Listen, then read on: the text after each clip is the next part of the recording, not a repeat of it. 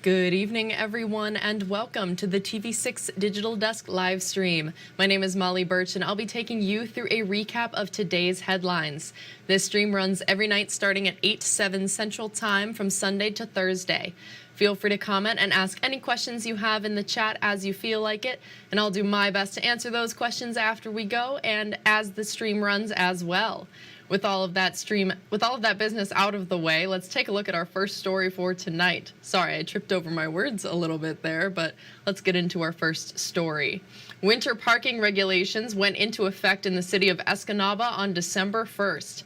Escanaba Public Safety Department posted large signs on the 4 main roads where drivers enter the city limits. The signs inform visitors and residents of the 2 primary regulations. Within city limits, you can only park on the north side of avenues or on the west side of streets. EPSD Captain Darren Smith says residents should also pay attention to an overnight restriction. Between the hours of 2 a.m. and 7 a.m., you can only park on the street for no more than 1/2 hour. Winter parking rules are in effect until April 1st. Violations could result in a $35 fine. And the Michigan Department of Natural Resources is giving Delta County a deadline to respond to the public's claims. Those claims state the county limited their access to the Cornell Forest Recreation Area. The county purchased the land in 2017 with help of the Michigan's Natural Resources Trust Fund. That fund requires the county to maintain public access to the land. However, locked gates, barriers, and no trespassing signs caused residents to express their concerns.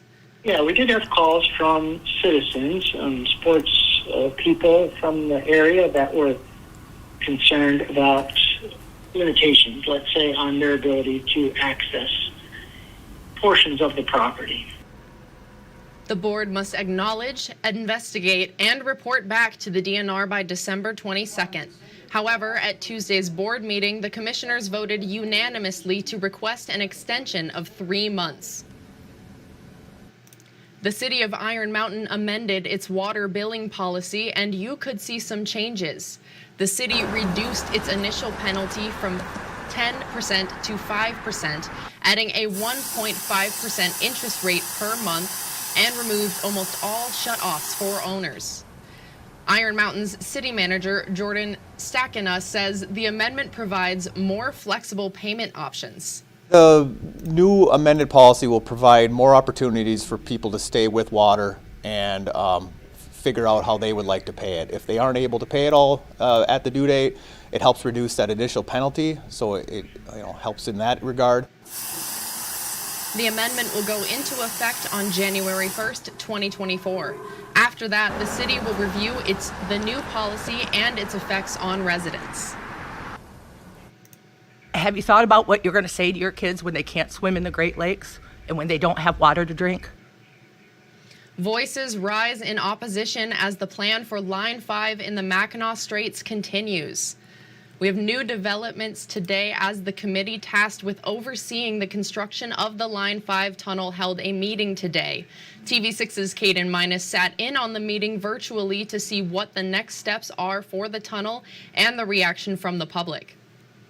Shut down and decommission Line 5 right now. Protect the Great Lakes and shut down and decommission Line 5 right now. Emotions flared at today's meeting of the Mackinac Straits Corridor Authority. The purpose of the meeting was to provide updates after the Michigan Public Service Commission approved the $500 million Line 5 tunnel plans last week. The tunnel would replace a segment of the petroleum pipeline. A major topic of discussion was anticipating risks in the tunnel's construction and operation. Enbridge Energy has to submit a risk management plan to the state of Michigan before construction can begin. We're very much focused on quality management, having quality assurance, quality control, making sure that the protocols and contractual requirements for those very important issues are embedded in relevant contractual documents. A representative from Enbridge Energy was at the meeting to provide updates on selecting a contractor.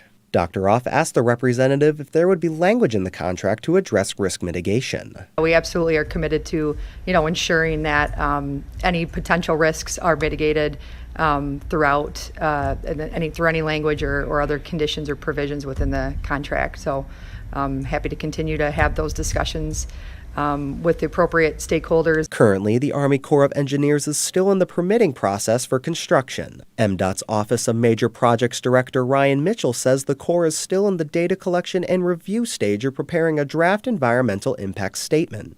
Per the Corps' posted schedule, the conclusion of the EIS process is anticipated to be in 2026. Public comment was allowed after the updates were given. 14 people spoke to the committee with overwhelming disapproval of the tunnel. Please assure that one alternative for consideration of the EIS is to shut down Line 5. We all know Line 5 needs to be shut down. It was never supposed to be ran indefinitely. It was supposed to be decommissioned after 50 years. The draft environmental impact statement is expected to be completed in 2024. Caden Minus, TV6 News.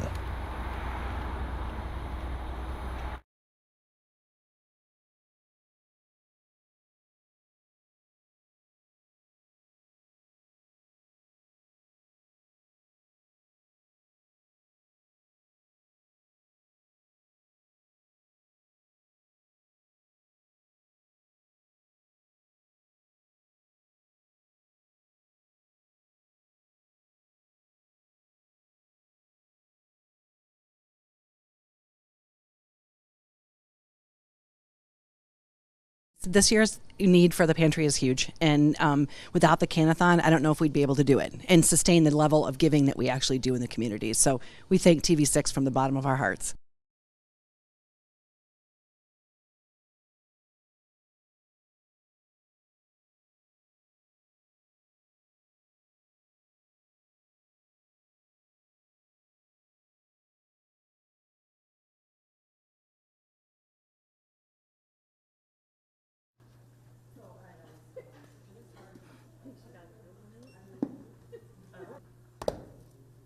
December 21st.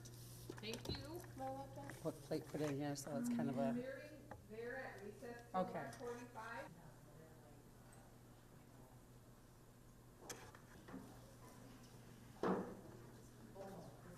It's important to get the kids to read what they want to read, because once they find that, what they like to read about, they're more interested in taking out more books. We want them to kind of expand the horizon. They want to understand more different things that they don't know a lot about.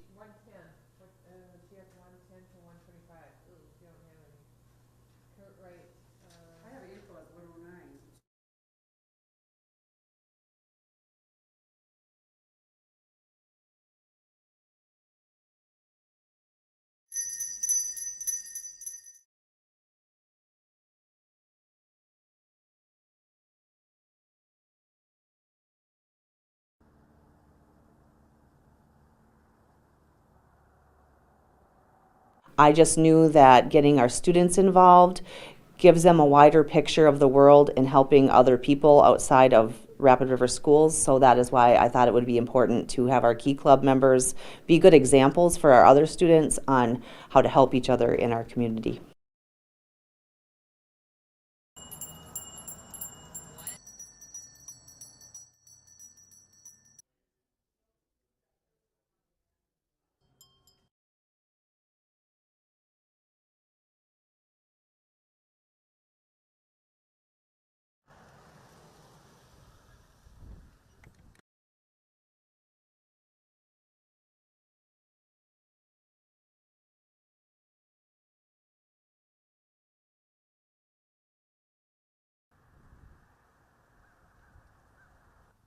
It's not like they had to beg someone for that. It's a gift. And that's very important to somebody who may not have a lot, is being able to still experience the normalcy and the fun part of Christmas.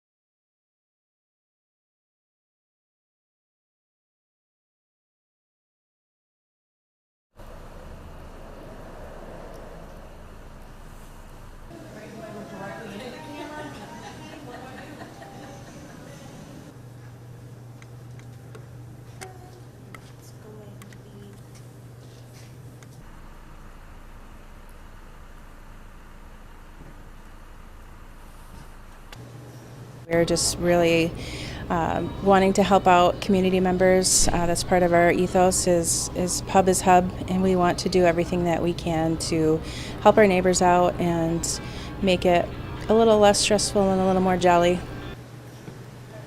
The NMU Tech hockey game starts at 7 in the evening, but you can donate a toy at any time throughout the day. And that's all the stories we have for you tonight. Be sure to tune in on Sunday night, where I'll be here in the same place at the same time. That's 8/7 Central Time with a recap of Sunday's headlines. If you have a story idea you think we should report on, feel free to contact us at any time. These are a few easy ways to get a hold of both myself and others in the newsroom. And again, you can contact us at any time. We would love to hear from you and what's happening in your community. And don't forget, you can find us streaming on Facebook or YouTube, whichever platform you'd prefer. Thank you all again for joining me live at the TV6 Digital Desk. Have a great rest of your night.